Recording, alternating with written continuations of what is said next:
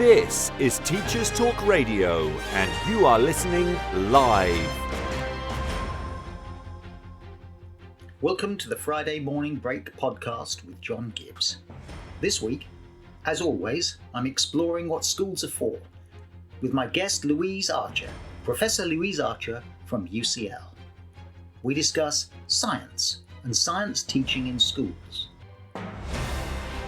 This is Teachers Talk Radio.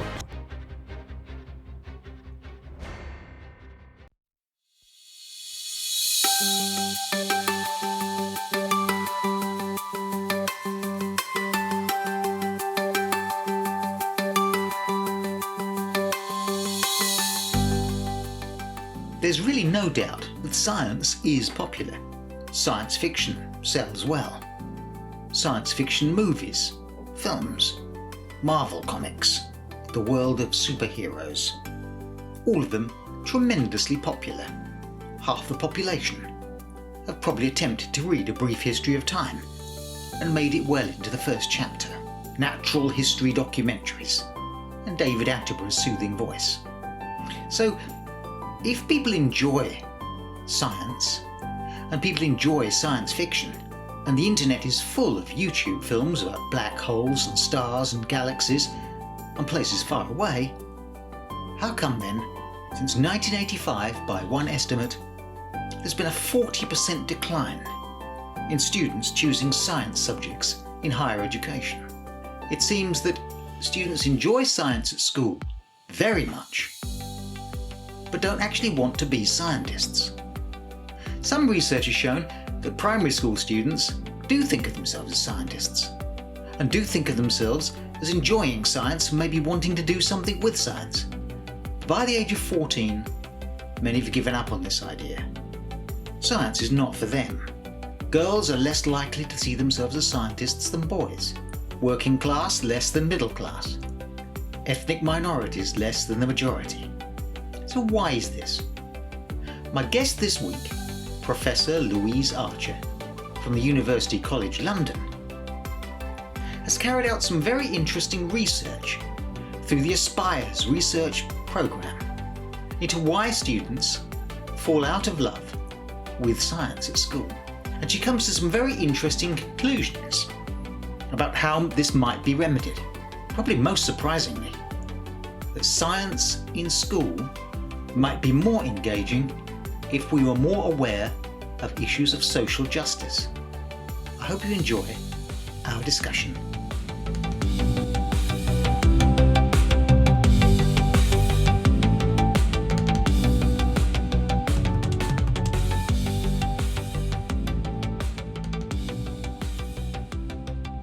And we're back with my guest, Professor Louise Archer from the University College London, who is a professor of the sociology of education. So who better to answer a question about science and the take-up of science in schools? So Louise, welcome to the Friday Morning Break.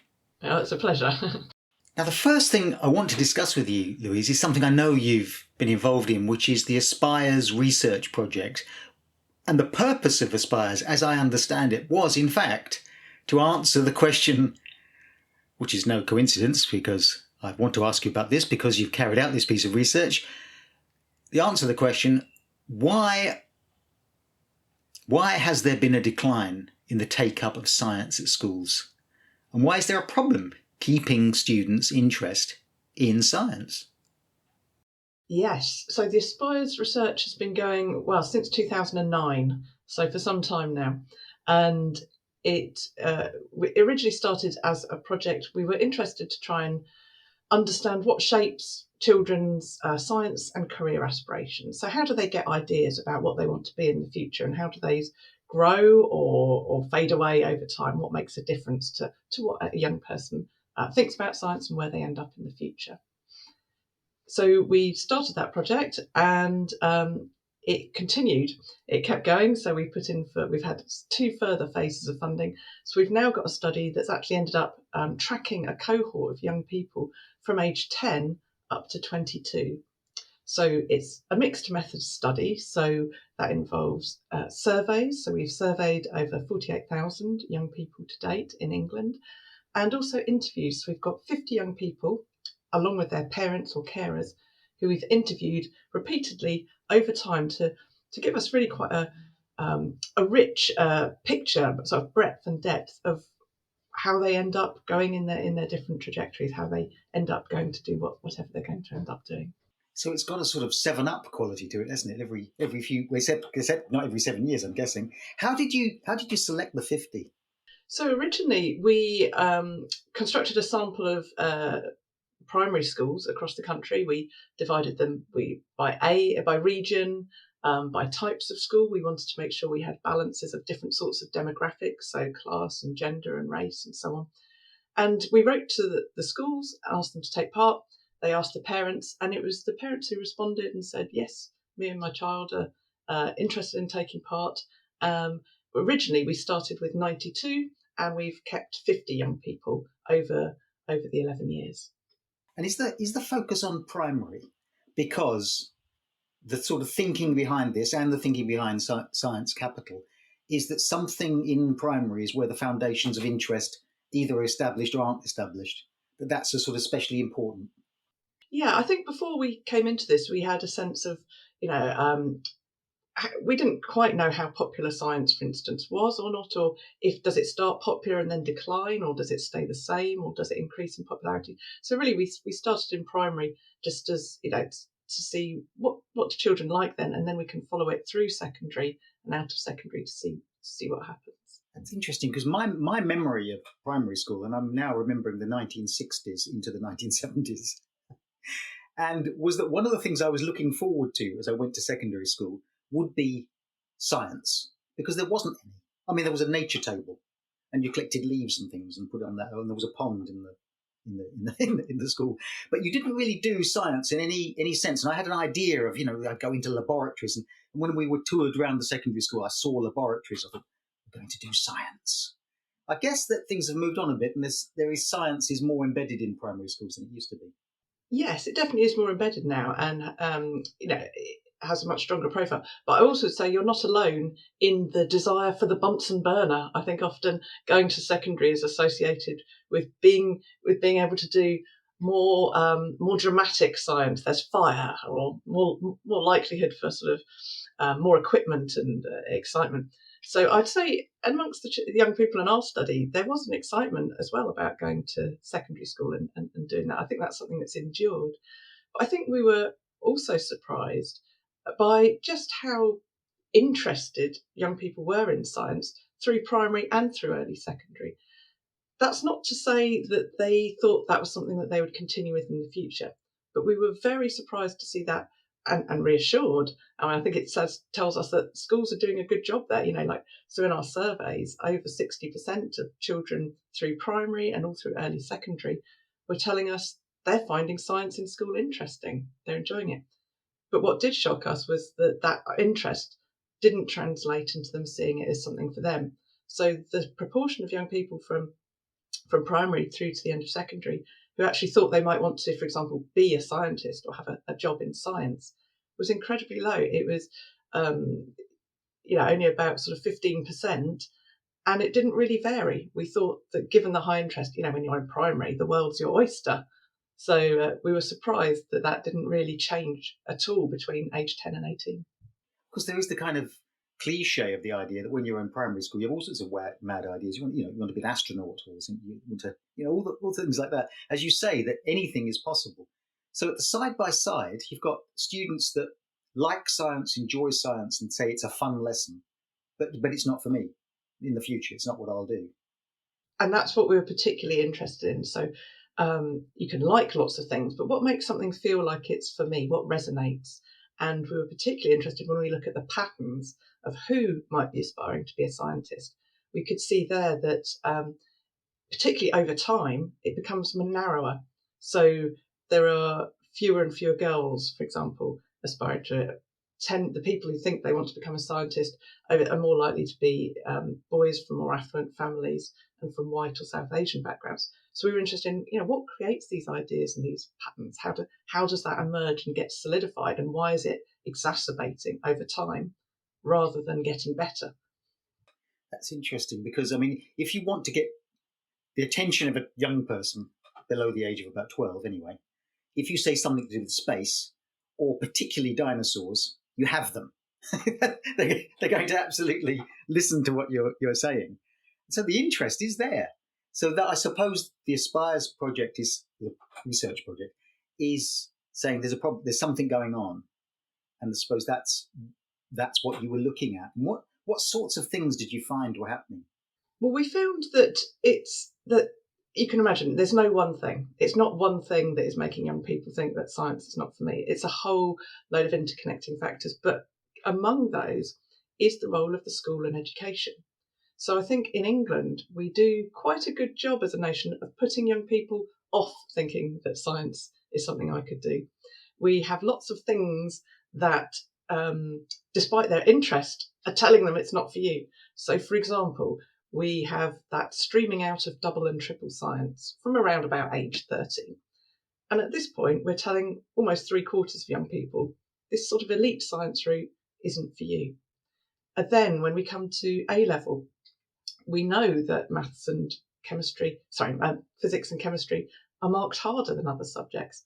So it's harder to get an A in those because of the way they're graded and marked, which translates into these sort of gatekeeping processes. So you're less like, if you're going to want to do a maths or physics or chemistry A level, you're more likely to need a highest grade at GCSE rather than in some other subjects. So again, we get all of these messages along with things like Sheldon off the Big Bang Theory, sort of popular stereotypes and characters, telling us that you need to be really clever and only geniuses really continue at these subjects.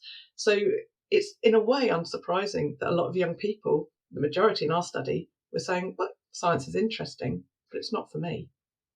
So on the one hand, there's those social stereotypes that they don't want to see themselves as scientists, because scientists are nerdy, or scientists are impossibly clever.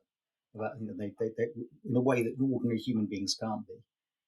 But I remember, that's absolutely right. I remember the thing that I was always fascinated with science, but as I went through school, I realised that there were hurdles of mathematical ability, that were going to filter me out as I went through. So whether it's SATs or GCSE, so we're filtering people out of a thing that we really want them to go into. Yes, and that also exacerbates with things like gender. So, for example, in our sample, even where we have young people who are objectively good at maths and science, they're getting top grades, for instance, that still doesn't mean they necessarily see themselves as clever enough to do it. So, for example, one of the young women in our study that I interviewed, who we called Kate, it was when I interviewed her about choosing her degree. She'd done maths and physics and biology and further maths, I think, at A level. And I said, what do you want to do? She said, well, I really like physics, but it's no way I could take it as a degree. It's way too hard. I'm not clever enough to do it at degree level. But she got an A star. She was our highest attaining young person. She got A stars in all her subjects across the board. And so I said, it's that question, well, if you're not clever enough for it, who is? And it's not the issue of actually being good at it or not. It's that we then have all these ideas around who the ideal physicist is. And often it is that notion of it's the impossible sort of male genius like Sheldon off the Big Bang Theory. And these ideas can make young people feel that even if they're actually good at it, that it's still too hard. And I'm guessing that you found a gender and class attitude to those stereotypes as well. In other words, scientists are male, and scientists are speak a certain way and have a certain erudite way of talking. They don't have working class accents. So that and again, that's not us. Yeah. So, and if you ask young people which scientists, famous scientists, are you aware of, they can only know who they get exposed to. So, if you look in the curriculum or popular culture, there isn't the same breadth. It's not that there's nobody, but it's not the common view. There's still the common stereotype of who a scientist is. And some young people were also telling us that people, their teachers or their family members would also sometimes unwittingly reinforce those stereotypes. So we did have examples of, young women saying, well, my teacher told me you need a boy brain to study maths or physics, or all the girls studying physics are tomboys. These comments, which, unfortunately are still around. And there used to be, I mean, I don't know whether this is still true, but there used to be the idea that boys socialized in a way into thinking they could do science. So they would, even when they knew little of what they're actually saying was true, they would try to use technical language, maybe not always accurately, but that convinced girls in the class that the boys somehow knew what they were talking about, whether they did or not. It's that they took a kind of ownership of it. Yeah, and there's a really interesting study that was conducted in the States by a colleague called Heidi Carlone, and she studied advanced level physics classes, and she talked to the teachers there, and in those classes, the girls were actually achieving slightly higher than the boys, attaining slightly more highly than the boys, but the teachers would say, well, the girls work really hard, they're really diligent, but the boys, they've got a natural brilliance, but they're just lazy. And so again, there's this tendency with stereotypes to try and explain them away. So we sort of, try and explain the behaviours to fit the stereotype. And these things do shape young people's experiences. So I think they're things that we need to be aware of.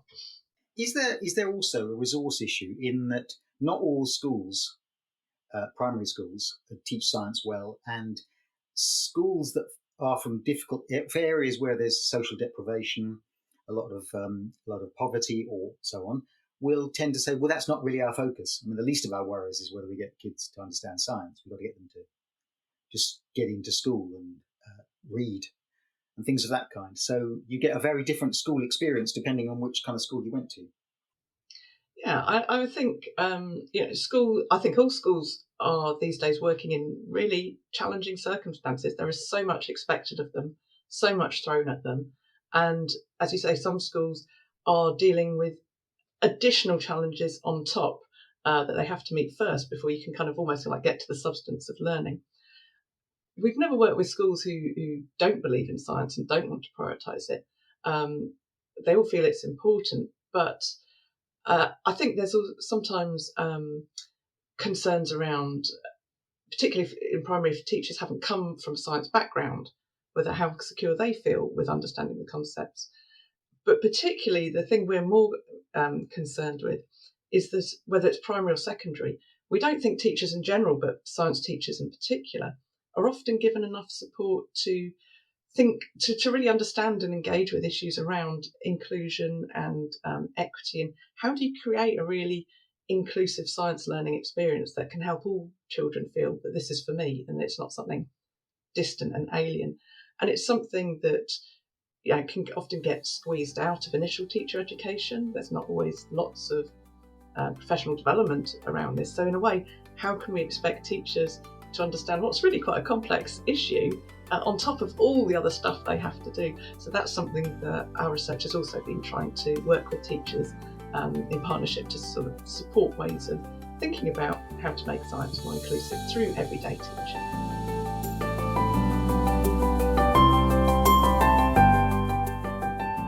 You're listening to the Friday Morning Break with John Gibbs. My guest, Professor Louise Archer. We're discussing how to create an equitable and engaging approach to teaching science in schools.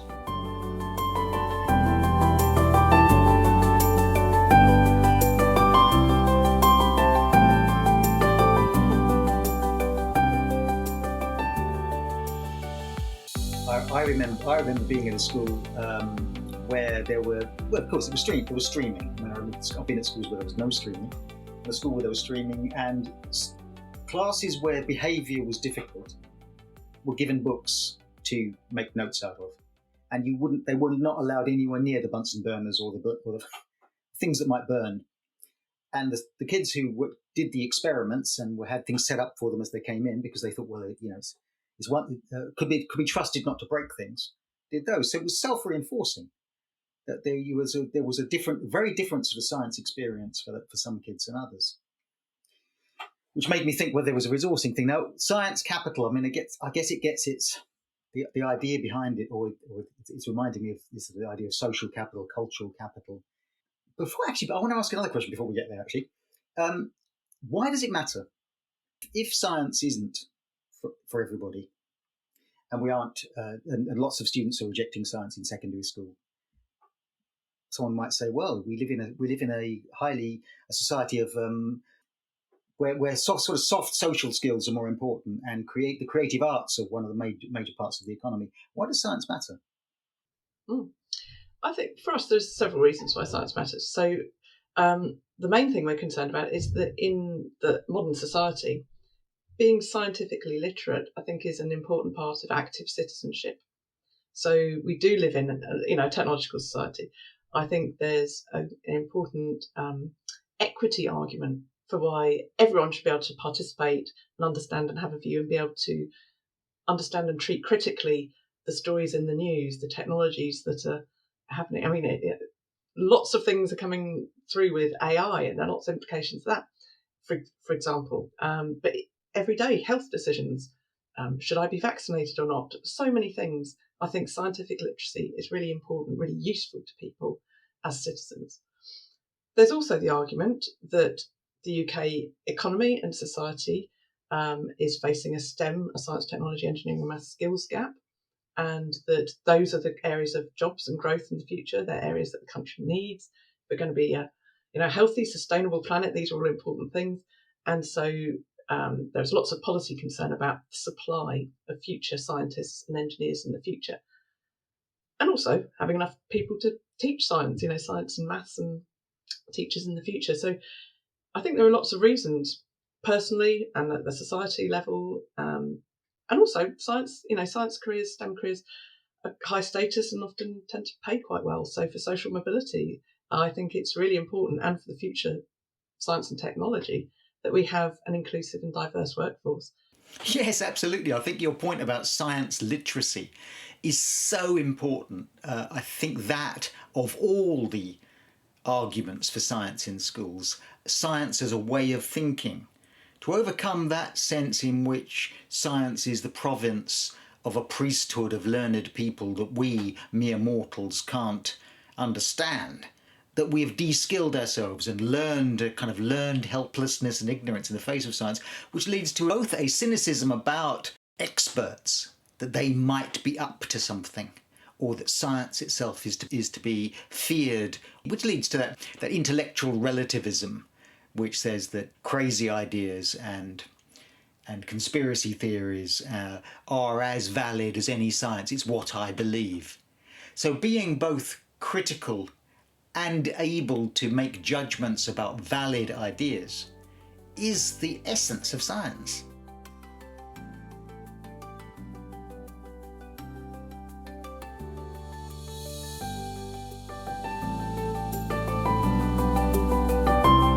You're listening to the Friday Morning Break with John Gibbs. My guest, Professor Louise Archer. We're discussing how to create an equitable and engaging approach to teaching science in schools.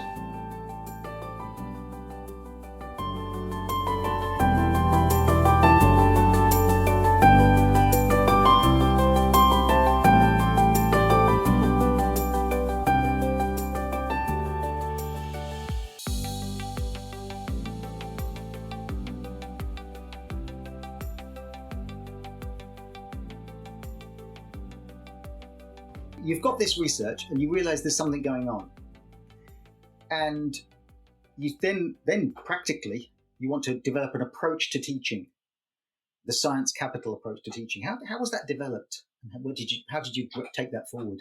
So in one sense, we would hope that teachers wouldn't see it as anything too radical and different, because it is absolutely grounded in existing good pedagogy. We wanted that to be the starting point.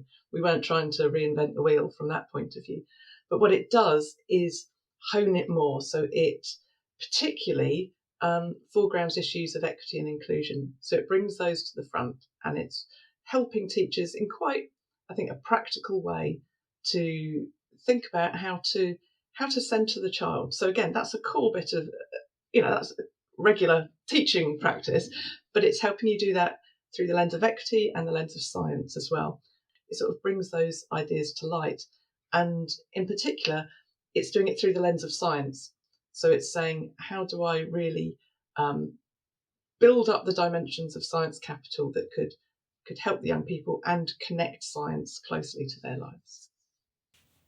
So out of the Aspires research, you find that students are seeing science as something not for them, not part of their lives. So the answer might be, as you're suggesting, to find opportunities within ordinary teaching, the everyday lesson, opportunities to connect science with their lives. You describe it as equity, looking for opportunities of equity, finding how science might relate to the difference and diversity of experiences of students within any classroom. Well, a teacher listening to this might say, well, isn't that simply differentiation? Isn't that simply teaching to a range of abilities? And you're suggesting teach to a range of social and cultural experiences and backgrounds. Shouldn't good teachers be doing this anyway? Yeah, so as you say, so from our Aspires project, we realised there are all these factors that are important in stopping young people continuing with science, but now what do we do about it? Is there anything that we can do? So we took these ideas and we worked over a number of years in partnership with teachers to develop a teaching approach that could help better connect young people with science. So to bridge that gap between the sort of I'm interested in science but don't see it as being for me. So we wanted it to be really practical. We thought the last thing we wanted to create was a whole new set of curricula or resources or things like that. So really it's a mindset approach. It works with any curriculum, and it's just helping teachers find ways to link the content to the actual young people in their classroom. So we worked for several years. We developed the approach. We trialled it over 2 consecutive years with teachers in London and across in the north, and we found that it was working. We found that the students were happier. They were feeling there was more meaning, more relevance in their science, and they were learning more because it made sense. It resonated with them more. And our teachers were happier. They were telling us they felt it was helping them to get back to teaching in a way that meant something to them, teaching for understanding. And we know it's really difficult. We were working with secondary school teachers then, to get away from that sort of teaching for the test, but it helped them connect with the students in their class as well. So teachers, we know, are very good at contextualising science, but what we developed in the approach was this going beyond that and actually personalising it and localising it to the particular young people in your class. So the approach looks different in different classrooms because the students are different. So as you say, what I took from it when I looked at it was getting away from the we have to cover this term. So heads down, we've got to cover this, and this will be on your test. I've experienced teaching like that, and where you don't know why you have to learn this thing. You don't really know what this thing is, but you know that if you learn it off by heart, you can say it and do it in a test. So it's rooting it in sort of in their lives, in the lives of people. One of the most interesting things I thought was surprising thing was not surprising, interesting thing. This idea of social equity, of a kind of social fairness, which doesn't seem, wasn't the first thing you'd attach to science as an idea of teaching. That you have to look outside the classroom. It's not beyond the kid and their abilities in the classroom, what you have, the difficulties they have, but where they come from, their background, their family, their culture, their gender, and those sorts of things. How are teachers explaining to you that they've changed their approach when they think of teaching that way? Teachers have come to us in a range of, some teachers have come quite enthusiastic and it's been quite close to what they're doing already, and some have been more sceptical. But they've all, when they've been trying it, they've said quite soon that they've really noticed the difference, taking this very sort of equity student-centred approach in the students' engagement. And they've had more of what some of them have called meerkat moments or light bulb moments. And they can see it when they're using the approach and it just connects. And they're saying almost that you can always see this children sort of sit up and, oh, hang on, that actually relates to my life. And I think they're finding those moments quite rewarding. And, it's good for the young people because they're seeing the relevance of it. Sometimes teachers are quite rightly really concerned with covering content.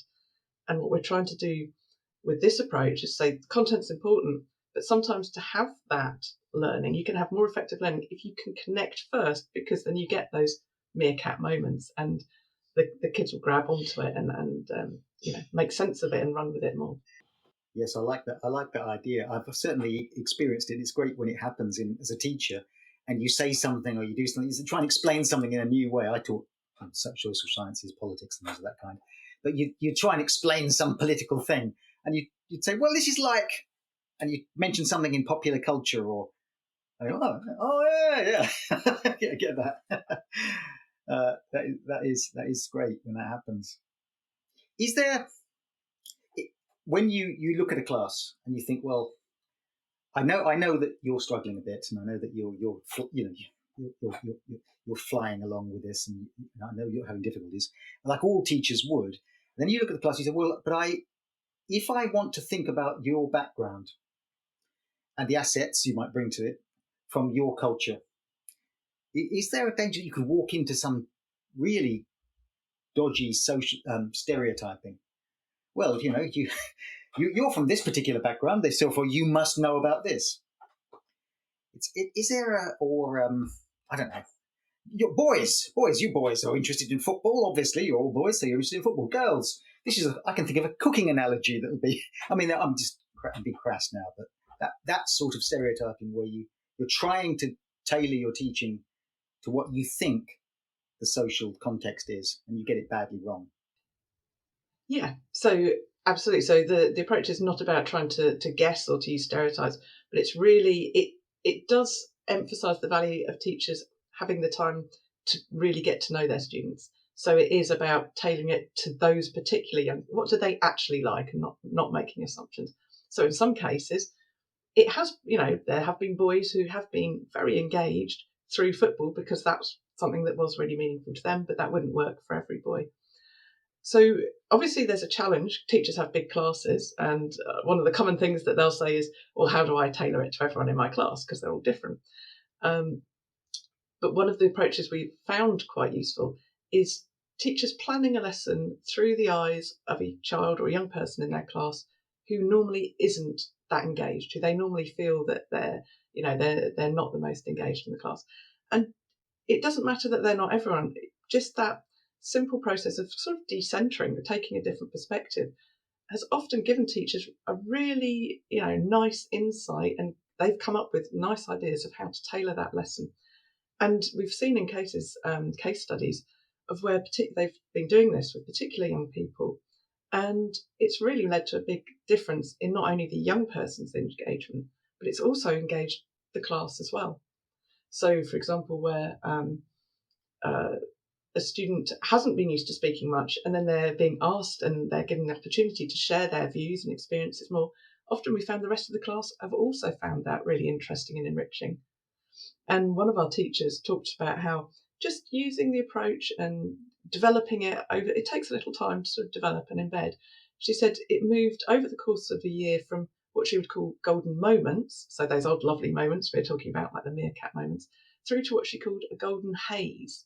And she meant the whole culture of the class sort of shifted and changed over the year, and everyone got more used to having a voice, and it became a much more sort of collaborative and dialogic space, and much more engagement. So it's a sort of shift in the culture, and not just it's not just tailoring to individual kids, but it's a process really of shifting the mindset in how we teach science. So it's trying to draw everybody into the class. I mean, and find their particular interests and find their particular angle on the subject, and that has a knock-on effect. That changes the atmosphere. This isn't something that's being done to you. This is something we're involved in. Is that what I imagine? Yeah, so exactly. And often we talk about it as that shift from doing science to people to doing science with students. Yes, I remember when one part of my career I taught in a very progressive school, and it was one of the thoughts I remember when I was first interviewed to the job there. They said, "Well, there's no subject in the school, and science." And they did a very interesting thing. To digress, they had science taught all together, so there was no biology, physics, and chemistry. They kept them all together throughout the school, and they mixed all the social sciences up with the art subjects and so on. And the head teacher said to me, "John," he said, "there's no subject in this school that you can't use drama and theatrics." And he said, "Your background, you've been drama, you've done a bit of drama. You can use that in any subject, for instance, science, and go into role play and so on."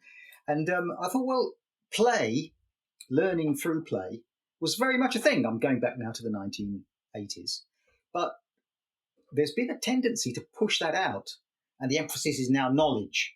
It's transfer of knowledge into their heads. They need to know the facts. It was the grind. They need to know the facts, away from the sort of fun and play of teaching. I don't know. Is there an element in which you're asking for a bit more fun, or is it just me being hoping it's there? I think there's always space for fun and interest. But I do agree that I think what we're also saying teachers really need is space and time to just stop and reflect. They are so busy going at 110 miles an hour, so much that they have to perform to deliver. But we found that where we see really innovative, really inclusive teaching is where teachers have had space to stop, think, reflect, share with their colleagues, and have sort of, structures, resources to help that sort of structure thing. And I think, if anything, if I could give teachers one thing, it would be more time to be able to stop and reflect. Yes, you immediately have a very receptive audience. Because when you were talking earlier, and you said you got there before me, you said, well, of course, when you've got a class of 30, that's going to be difficult, and because you acknowledge that difficulty. But one of the big issues, of course, is time. I mean, the government's workforce teaching survey that they recently carried out, which looked at the primary concerns that teachers were worried about, things that they felt were the greatest obstacles to their teaching, and time was the one, and time taken up with things that took them away from the classroom.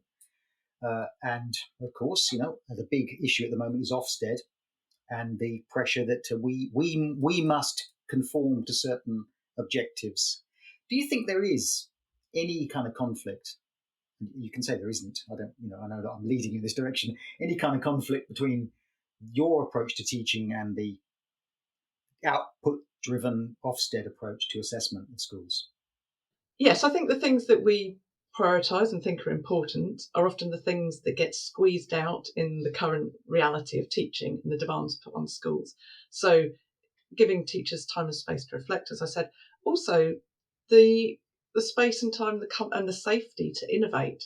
I think good innovation in teaching often doesn't just come in a flash. It's developed iteratively over time. And again, we need time and space to try stuff out. Things don't always work first time. And I think in the current sort of climate, that can often feel like a risk. I think, it takes a brave, confident, strong teacher to be able to take risks. So I think I would like a more supportive climate for teachers and schools. I think I'd also like more opportunities and resource for more collaboration between researchers and teachers. I think research that's done in isolation from teachers is often, not close enough to practice, can be very difficult to translate or doesn't understand the context. And equally, practice that has no forms of reflections and research can also be difficult to iterate and innovate and so on as well. So I think there's lots of things I'd like to see valued, and I'd really like to see issues of equity put at the centre of everything, whether it's, thinking about pedagogy, thinking about inspection, and so on. I think those core issues, for me, when they're not front and centre, the default isn't neutral. The default is the reproduction of inequalities. So for me, it's important they're really embedded like a stick of rock through everything that we do in schools and how they're inspected. Well, I'm so glad you used the word risk there, because I think we have pushed into the teaching profession a very risk-averse culture in a lot of schools, and it's come about because of pressures of things like inspections and so on, and exam results, and the fact that schools are in competition with each other, of course. So where again, in my teaching career, if I go back to the dark ages of the 1980s, I could remember one sunny afternoon in a history lesson, a lad said to me in class, he said, there's a Roman ruin near my house. So without filling in any forms or anything, I said, let's go there. And we all headed off out of the school and walked across to town and went there, and we came back to the lesson before. It was a 2-hour lesson, so we had plenty of time. And I thought, well, I'll be fired for that now. Now, I wouldn't advocate doing that, by the way. That was very wrong of me. And I should have filled in plenty of forms before I left the school with 30 kids. But there has been a sense now in which you really cannot take risks. I think So innovation isn't the primary concern of most teachers right now. If social equity is a thing that teachers should be concerned with, society isn't particularly, is it? I mean, if you look out, when kids look out of school, they see we don't live in a society of massive amounts of social equity. What they see is terrific unfairness, really, and social advantage, and so on. Not only just in the world, but in Britain, class advantage, certain types of kids go to university, private schools have an enormous advantage, and so on. So if you come into a classroom and say, look, the culture of our school is social equity, isn't it overwhelmed by a kind of tidal wave of that's not the case in the world outside school? I'm not sure there's a question there. That might have been just a series of observations. Yeah, I think I love working with young people because they are often just so on it. I mean, they see and they call things as they see it, and a lot of them are quite rightly really concerned with levels of inequality in society, and I think they're much more conscious of it maybe than some previous generations, which I think is fantastic. So I think there's a receptive audience there, and we can't. If we don't talk about inequalities, that doesn't mean they don't exist. We can't really sweep them under the carpet. And I think the strength of an equity approach to teaching is it brings those into teaching, and it by engaging with them, be really important for young people, and they can really help find their voice and see the point in what they're learning. A lot of young people come to science feeling that they don't know anything, or feeling that they're not clever, and it's that centering of them and showing actually you know something about this already, you'll have experienced something, this will matter to you in some way. The wonderful thing about science is it's everywhere, isn't it? It's all about our lives, so in a way it is not hard to connect in that sense. One of the most interesting concepts that I've come across in the things I've read that you've written, some of your research online, is this idea of science capital. And I'm sure most people listening to this know that this comes from Pierre Bourdieu's ideas of social capital and cultural capital, those advantages that the middle classes have through social connections and networking, or through family connections, or through cultural capital, and the sorts of academic subjects and knowledge that is valued in our society, and that kind of knowledge that isn't valued in our society, and which tends to be the middle class cultural knowledge, and that is valued more highly and therefore examined and so forth. So deeply ingrained within our education system is a class bias towards middle class attitudes, values, knowledge, and a hierarchy of knowledge that is essentially class structured. Your notion of science capital, but I think you call it the foundation is equity. The foundation is awareness of students as individuals, of their background, of their particular culture and gender and so on. And above that, you've got this idea of science capital. And science capital has these pillars of what are their attitudes, is their knowledge and their family background and who you know and their social connections and so on. How do you confront the fact that some kids will? I mean, some people say, "Well, my father's takes me. We go off to the museum and we go this place and we go that place. And my father's a scientist anyway." And another child who's never been to a museum. I mean, I think was it. My wife recently was working a few years ago. Actually, spoke to a social worker in Blackpool, and there was an area of Blackpool not far from the sea where the kids didn't know it was a seaside town. The teacher said, "Well, a lot of the kids here they didn't know they were on the sea because they live on the estate. There's the estate and the local shopping parade. That's their world, and they've never been beyond it." So how do you create social cultural capital for kids that don't have it? Primary science teachers that we worked with, for instance, would think about when they're using examples or setting homeworks and so on, being very conscious about everyone's not on a level playing field. Not everyone has the same cultural reference points or experiences to draw on. So they'd often then just do little adjustments to their teaching to either change the examples or the questions they're using, or introduce extra activities to create more of a level playing field. So, for example, where they might have said, bring in an object or a photograph of something from home to illustrate this particular science concept of whatever we're doing, or find a place in your home where evaporation is taking place, for instance. Being aware that all the children have different home contexts and may have different experiences. Sometimes our teachers will do things like have the whole class go around the school and identify areas where maybe something wet is drying on a radiator or a puddle in the playground, or they'd find context that all of the children could relate to. But then they were also aware of going beyond and extending children's experiences as well. So just being aware of differences in Science Capital, teachers would then use that understanding to just adjust their teaching to take account of that.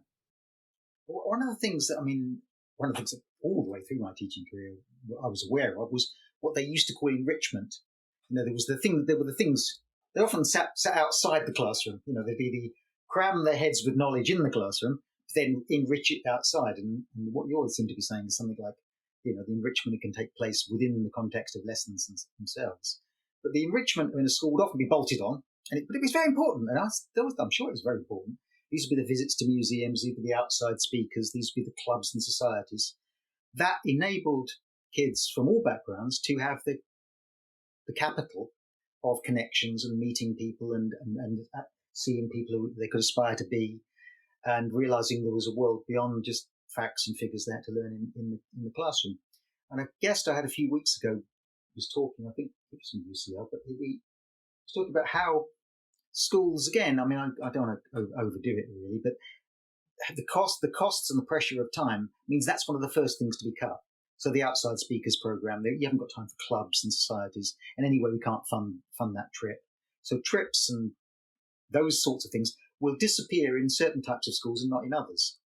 Famously, private schools have very extensive connections with all sorts of people, and state schools tend not to.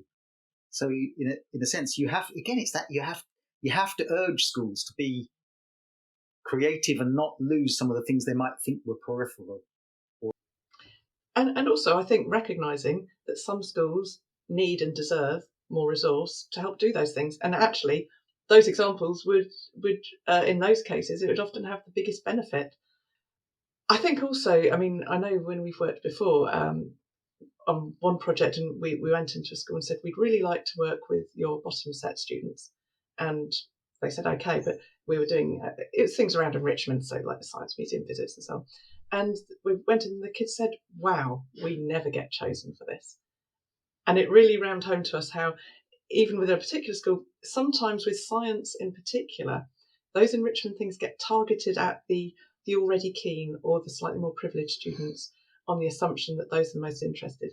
And again, part of our approach is to just question those taken for granted sort of ideas and say, actually, from an equity perspective, where is the most need? And we should give differentially according to need.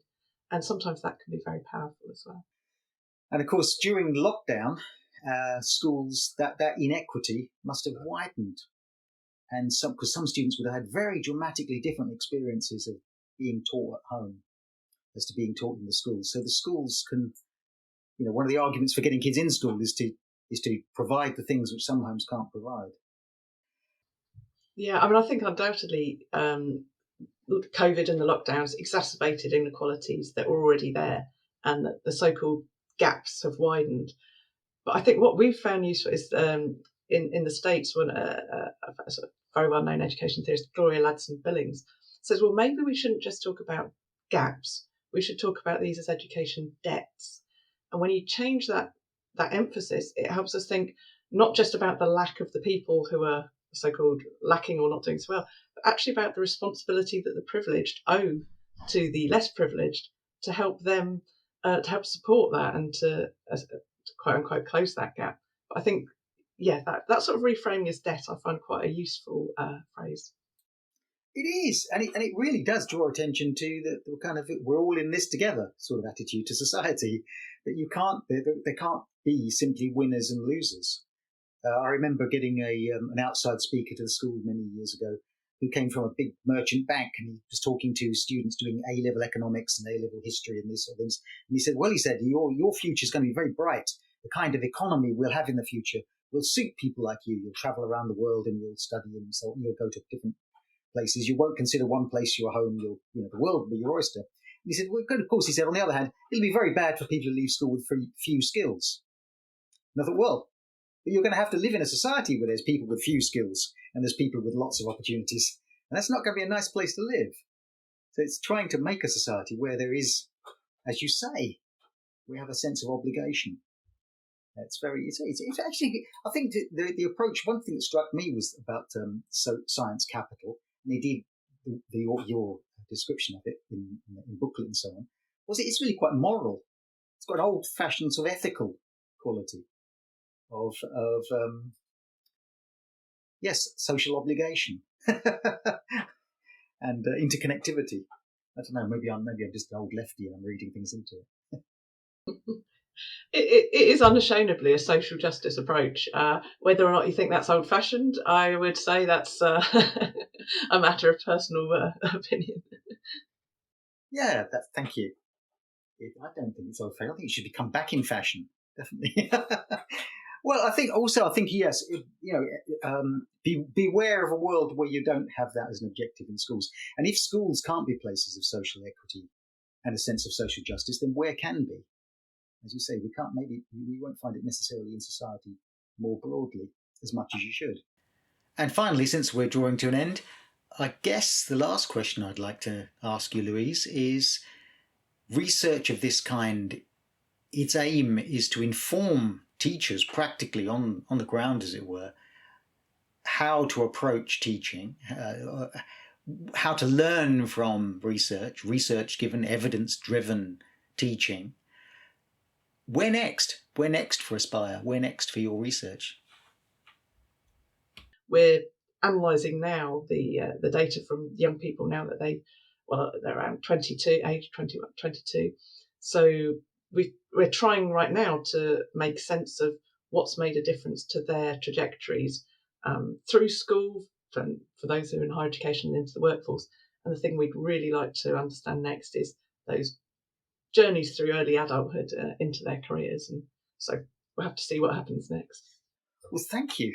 This has been really lovely. I really enjoyed talking. I really enjoyed listening to this because it fills me with a sense of optimism, and there is, I think, a lot of pessimism right now. I was talking to a teacher yesterday who was saying that the pressure of work and the difficulties they had in class and so on. Was a feeling of you wanting to get out. Was it 40% of teachers are thinking actively about leaving teaching? So a bit of optimism is not a bad thing right now. Do you feel optimistic?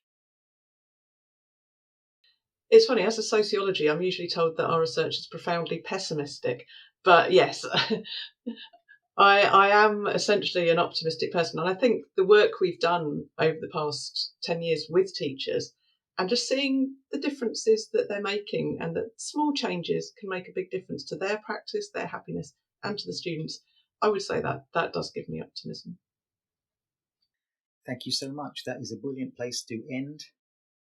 And once again, Professor Louise Archer, thank you so much for joining me on today's show, The Morning Break with John Gibbs. Oh, it's a pleasure.